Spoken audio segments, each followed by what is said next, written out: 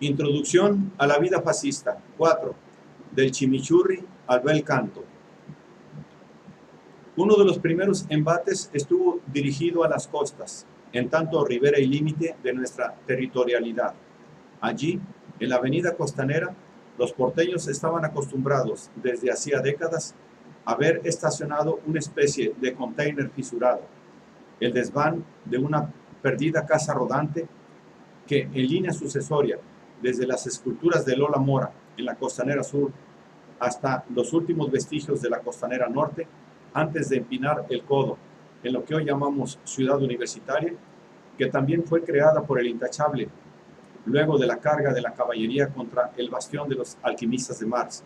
Allí, bordeando las veredas de los cazadores de bagres y mojarritas, se erguían estos establos descoloridos que vendían choripán y que eran conocidos con el apodo de los carritos. Ningún gobierno había podido con ellos, hasta que el capitán de navío Enrique Orén, cuñado del intachable, a 2 meses de la revolución, se les enfrentó y tras ruda batalla derrota a los 46 carritos enemigos.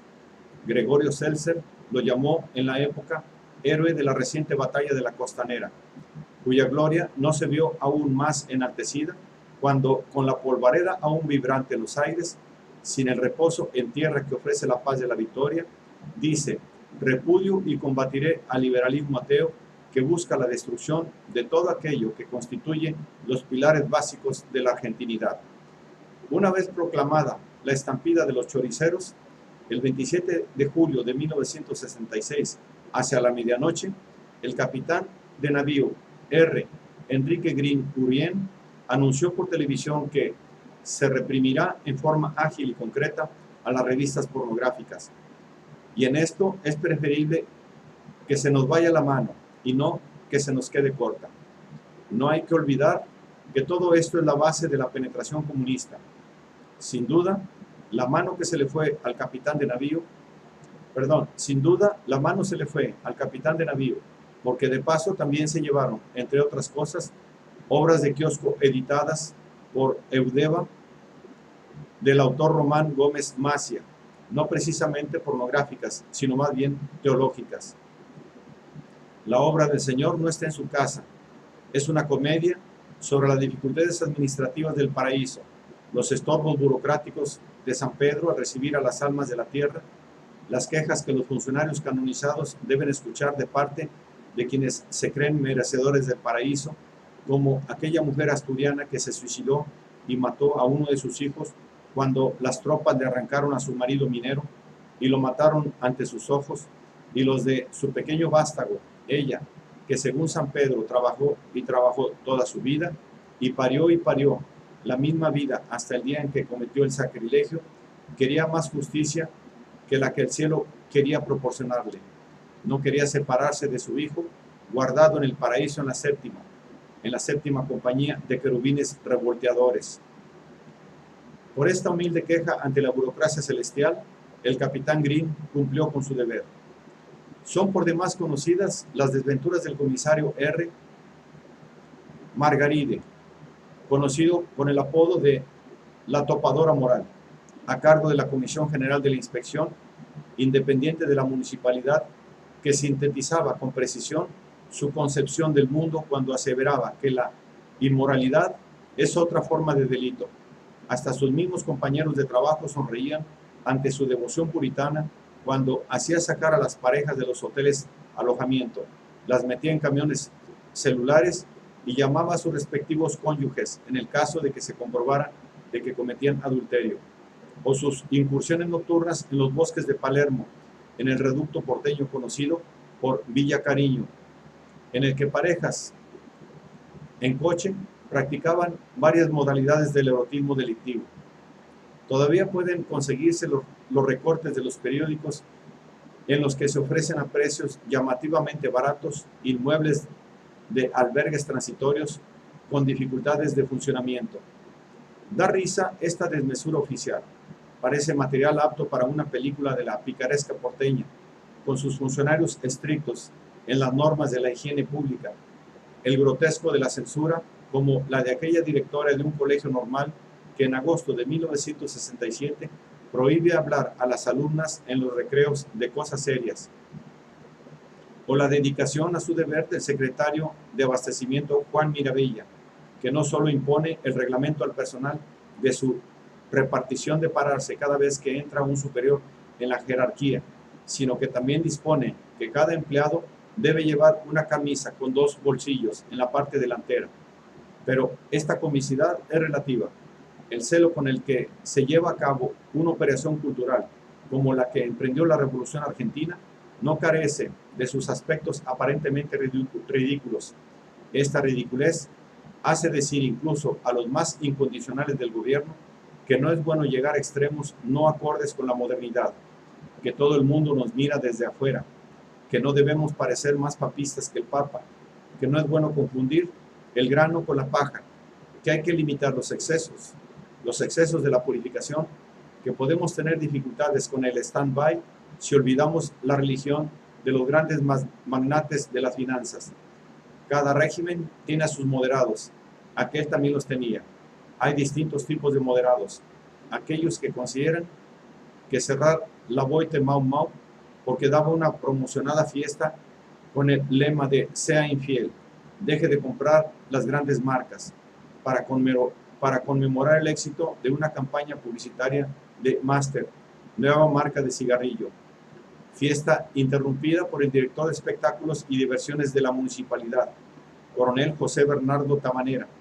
Medida reforzada por el secretario de Abastecimiento y Policía Municipal, Héctor Fernando Guevara, que decía: es inadmisible que una empresa invite a festejar algo promoviendo a la infidelidad. Así se promueve la traición a la familia, la patria y todo lo sagrado. Con eso se prosigue la disolución nacional. Hay quienes consideran que estas medidas son inapropiadas, especialmente si los que festejan son gente seria, funcionarios quizás, empresarios, señoritas de familia, que si algún exceso amoroso hubo en la fiesta, seguramente fue protagonizado por una modelo brasileña, como aparece señalado en el diario La Razón.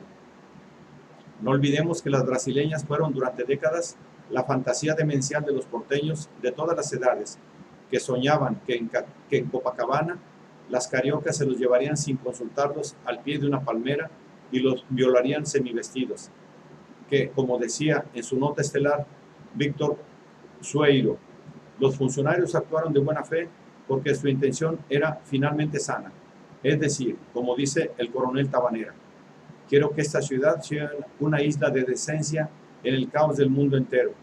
Hay quienes advierten que un exceso en el celo a un bien intencionado puede ser perjudicial por razones de imagen y no de ideales, y los hay moderados diferentes, los moderados postrado.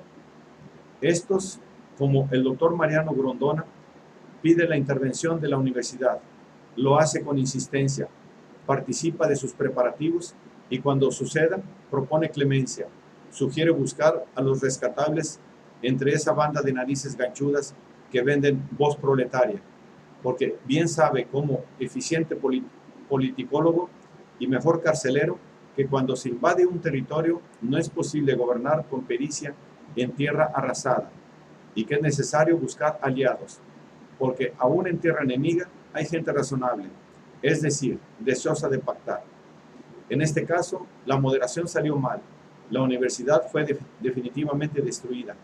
Para algunos, sin embargo, pueden parecer risueños y propios de otra época los desvelos del coronel Óscar F. Córdoba, nombrado interventor en los subterráneos, que decide aplicar las más estrictas normas de disciplina bajo tierra. Su primera medida es sacar todos los bancos de las estaciones porque su función natural había sido desviada. Vagabundos sin documentos los usaban para dormir o para apacentar alguna resaca. Sin bancos, pensó, no hay vagabundos. La segunda medida, quizás la más espectacular, fue la que tomó en agosto de 1966, cuando decidió clausurar los baños de los subtes porque su función natural había sido algo más que desviada, había sido pervertida, torcida hasta lo más, cuando los homosexuales argentinos los usaban para vaya a saber qué. Al prohibirse obras de teatro como La Vuelta al Hogar, de H. Pinter, en la que un hermano besa a su hermana, las razones del dictamen de agosto de 1967 de la Comisión Honoraria Asesora para la Calificación Moral de los Espectáculos Teatrales no son éticas ni metafísicas, sino más bien físicas. La torpeza, grosería y vulgaridad reflejadas permanentemente en la obra le confieren a esta un clima de franca obscenidad sin atenuantes de ninguna especie y que resulta repulsiva a la sensibilidad y repugnante desde el punto de vista ético. Como lo subraya el juicio periodístico, se advierte en la pieza un verdadero crescendo de obscenidades y suciedades que bien pueden acercarse a la náusea y que en ella hay una acumulación de inmoralidades, de bajezas, de degradación moral, suciamente pintadas a través de sus personajes. El lenguaje de la censura tiene parentesco con el lenguaje culinario, cuando los chefs y los ecónomos ofician de cuervos y otras aves de rapiña.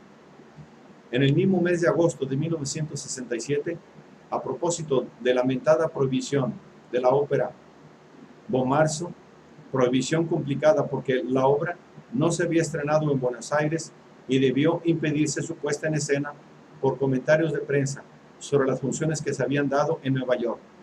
En la revista Gente se publica una de esas famosas cartas de lector de un señor Juan Ambrosini de San Fernando que, como tantos argentinos, sabe poner los puntos sobre las íes. La censura fue de frente, sin hipocresías. Nos venden el tranvía de la obra de arte detrás de toda la porquería y la malsana podredumbre. Se fomenta la idiotez, la culpa por no entender y no ser culto. Al señor Mujica Laínez se le podrá o no respetar por lo que escribe, pero no es cuestión de que por un decreto municipal lo convirtamos en prócer o héroe nacional. Creo que le faltan las cualidades tradicionales de nuestros próceres. Si usted quiere, podemos empezar por el estereotipo del machismo porteño o la guapesa criolla.